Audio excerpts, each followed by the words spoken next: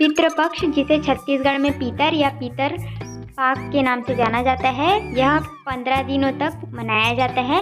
इसमें प्रथम दिन को पितर बैसकी कहा जाता है। इस दिन घर की साफ सफाई कर दरवाजे में गोबर लिपा जाता है और चावल के आटे से चौक पूरा जाता है, उसमें फूल चढ़ाए जाते हैं। दरवाजे में उनके स्वागत के लिए ऐसा किया जाता है।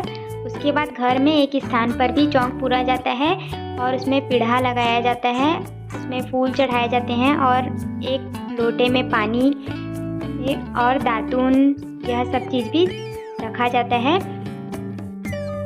पुरुष सदस्य जो होते हैं घर के, वे पानी देते हैं हाथों में पुष्प जौ तिल लेकर। और इस दिन अलग अलग प्रकार के व्यंजन बनाए जाते हैं, जिसमें बड़ा और बोबरा प्रमुख रूप से बनाया जाता है। उड़द की दाल का बड़ा होता है जिसमें नमक नहीं डाला जाता और तुरई इसमें डाला जाता है अगर उपलब्ध हो तो। और मीठा में बोबरा बनाया जाता है।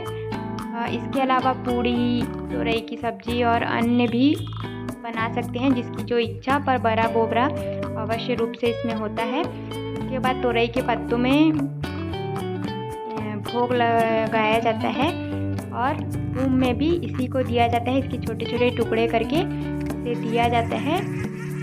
बड़ा और बोबरा, इनकी सब्जियाँ साथ होती है। इसी प्रकार इनको घर की छानही या छानही ना हो तो घर के ऊपर छत में छोटे छोटे टुकड़ों करके इन्हें दिया जाता है और जो बाकी बचा होता है उसे प्रसाद के रूप में खाया जाता है। इसी प्रकार यह पितर 15 दिनों तक मनाया जाता है।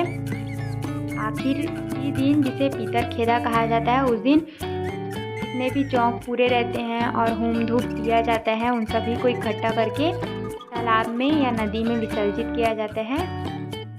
पितरों से आशीर्वाद मांगा जाता है। इस प्रकार छत्तीसगढ़ में पितृपक्ष या पितर पाक मनाया जाता है।